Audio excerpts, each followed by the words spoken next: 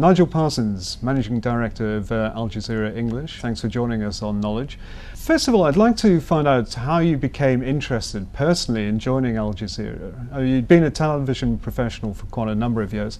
What was it about Al Jazeera, the promise of Al Jazeera, that attracted you? I was actually very demotivated journalistically in 2003, 2004, largely brought on by events in the Middle East, in Iraq. I felt many broadcasters were kind of guilty of a dereliction of duty, if you like, and was too slavishly following the political agenda. Al Jazeera kind of clearly stood out against the pack and was going in the opposite direction. And so, you know, that was interesting. I think you know, a lot of people noted that.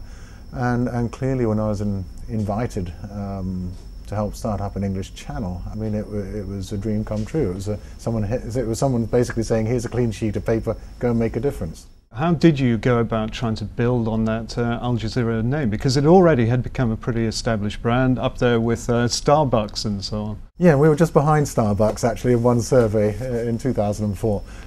We came in 5th on the Interbrand survey. Well, I mean, it was a delicate thing, and I mean, there were a lot of people who were very concerned that we could actually destroy the Al Jazeera brand.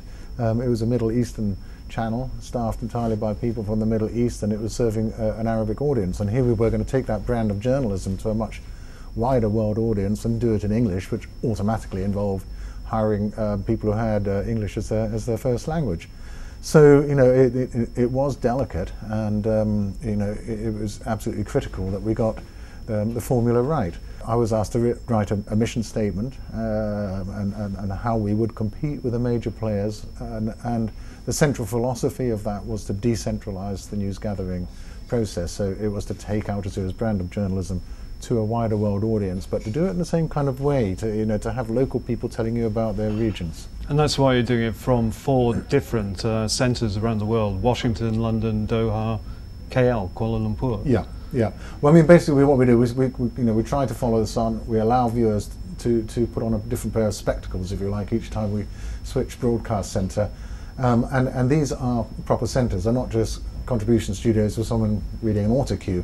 They're linked by fibre, and as the baton is passed from one centre to another, the centre is about to go on air will pull the material it requires from the previous centre down the fibre with an FTP, file transfer.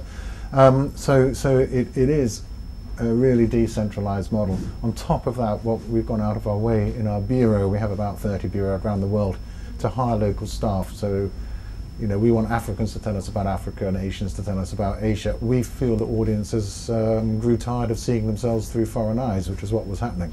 But you did start off, I mean, you did hire a significant number of people from TV in London, or in the usual professional TV companies, BBC, ITN, WTN, or APTN. I mean, in a sense that was unavoidable, because it's an English language channel. You know, I mean, if you took the Middle East, for example, there are very, very, very few professional broadcast journalists who have absolutely fluent written and spoken English. Now, we're not talking about accents here. Accents, no problem at all. But we are talking about, you know, the writing of the report. So, I mean, it was unavoidable that there were English native speakers, and a fairly large number of them. You know, we are looking as much as possible to train, you know, regional journalists. So when you set up a year ago, I think for the start, you know, promising a different perspective, have you been able to deliver on that as yet, in terms of offering something completely different to what the BBC and CNN is doing? The feedback is that we have that we have shaken up a tired old industry. We have a very diverse staff as well. I mean, we've got more than 40 kind of ethnic groupings amongst our staff at the last count, and you know, the trick is to try and draw on all our collective strengths rather than focus on the differences. And I think we have, to a large extent, kind of, you know, reversed that flow of information. You know, we are, you know, in Africa, for example, we are, you know, in pole position now as far as international broadcasters go, because we put a lot of resources in there. we're very popular here in Asia because we do provide an Asian perspective. So I think we're well past base camp. We're not at the top of the mountain yet, and there's we've still got some way to go. It's interesting you're coming into this market at a time when some people are saying that the rolling news business is more or less dead anyway. That we're going to move to video on demand, and people are getting news from the internet more often than not now. Well, you can get our news from the internet. We're streamed. Everything that goes out on television goes on the internet. I mean, I don't see all these new platforms and new technologies as sitting in separate boxes at all. It's all part of the same product. Now, you might reversion them slightly for different platforms, for mobiles or whatever, but for us, the television is the core platform, which is the push and pull of all these new technologies. But now you seem to be even thinking of going back to that old platform of newspapers. Why that sort of move? Well, newspapers, in the Middle East, we're talking about an Arabic language newspaper. I mean, they are still, popular. People do read a lot of newspapers, and yes, in a sense, it's an old platform. In a sense, a lot of our journalism is old-fashioned journalism. We've kind of gone back to basics, and we try to get a lot of context analysis. We try to get away from the celebrity stories. So I think you could also apply that to the television model.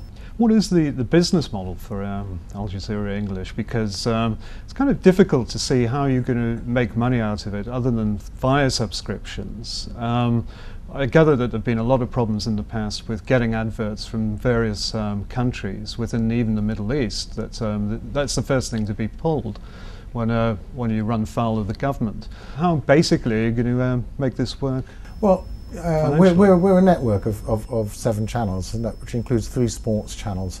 So the financial model is very much a network model, and the sports channels are subscription based, and so they are the main drivers of the revenue. We're only, as I said, the English channel, we're only a year old, and I wouldn't even pretend that we're close to breaking even. We're not. The advertising cake, clearly in the Middle East for television, is a relatively small cake, and so I think that would be very difficult to break even on that. We have an opportunity now to pick up adverts from around the world.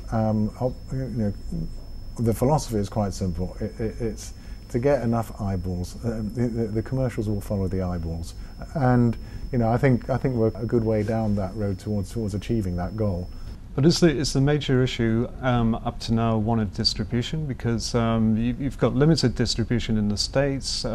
Here in Singapore, we haven't as yet seen you on a TV channel as yet, but of course you are trying to put this over via the internet, via broadband worldwide. Well, we've just been given a landing license for Singapore, as I said, we're only 1 year old.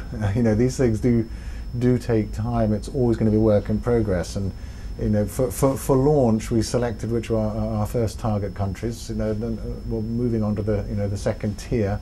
But I think we've done very well. I mean, it does take time, and we don't have a license in India yet, just because it's so bureaucratic. Everything takes so long there. That's a very important country for us. But I do believe, and we've always said, we need a period of 3 to 5 years if you're looking at serious commercial revenue, or looking at a break even, which is a standard model. I do believe we're well on the way to getting the eyeballs, and as I said, if 100 million people are watching us every day, and you want to sell something, you're going to advertise with us. So what do you say to those critics who call you Terror TV or the mouthpiece of Al Qaeda?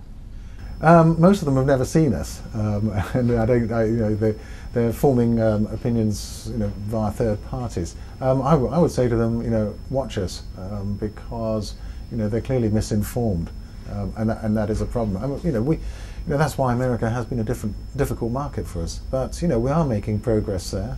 We're hitting about 2 million households there now, and we are in negotiations with a variety of other platforms, and we would hope, we're quite optimistic of increasing our market share there. And are you also winning over the journalists on the Arabic channel of Al Jazeera?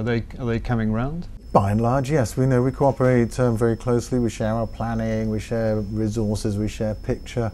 They are our sister channel. And I think at the beginning, quite rightly, some of them were suspicious of us. I mean, they'd spent 10 years building up this phenomenal brand, and as I said, it could have gone either of two ways. We could have either built on the heritage of their journalism, or we could have undermined it. So you know, it's getting better all the time, and I think it. You know, I understand why at the beginning, you know, some of them were very wary of us. Nigel Parsons, thanks for joining us. Very welcome. Thank you very much.